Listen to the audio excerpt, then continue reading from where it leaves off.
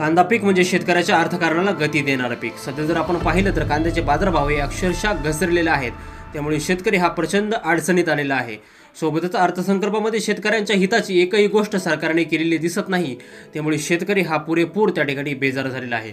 जर शेतकऱ्याच्या जे काय कांद्याचं जे काय भांडवल आहे ते जर फिटणार जर नसेल तर त्या दिलेल्या बाजारभावाचा काहीच त्या ठिकाणी उपयोग होणार नाही.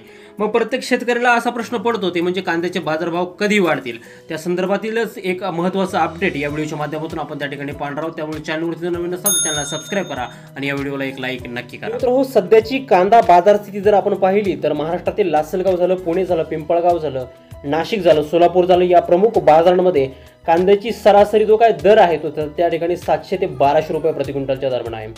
मागील काही दिवसांमध्ये कांद्याच्या पुरवठ्यात त्या ठिकाणी वाढ झाल्यामुळे बाजारात किंचित मंदी त्या ठिकाणी दिसून आलेली आहे. पण ही परिस्थिती फार दिवस राहणार नाही, परिस्थिती त्या ठिकाणी बदलणार आहे. कांदा बाजारभाव वाढण्याची संभाव्यता त्या ठिकाणी किती आहे ते आपण त्या ठिकाणी पाहणार आहोत. पहिलं कारण म्हणजे त्या ठिकाणी उन्हाळी कांद्याचा साठा कमी होत चाललेला आहे. त्यामुळे नवीन कांदा येतोपर्यंत बाजारामध्ये त्या ठिकाणी तुटवडा जाणवेल. सोबतच परदेशी निर्यातीला जर परवानगी मिळाली तर कांद्याच्या मागणीत त्या ठिकाणी वाढ होऊ शकते. परिणामी कांद्याचा बाजारभाव हा त्या ठिकाणी वाढू शकतो. सोबतच त्या ठिकाणी सरकारच्या नवीन धोरणावरती त्या ठिकाणी हे बाजारभाव आहे ते त्या ठिकाणी अवलंबून असणार आहे.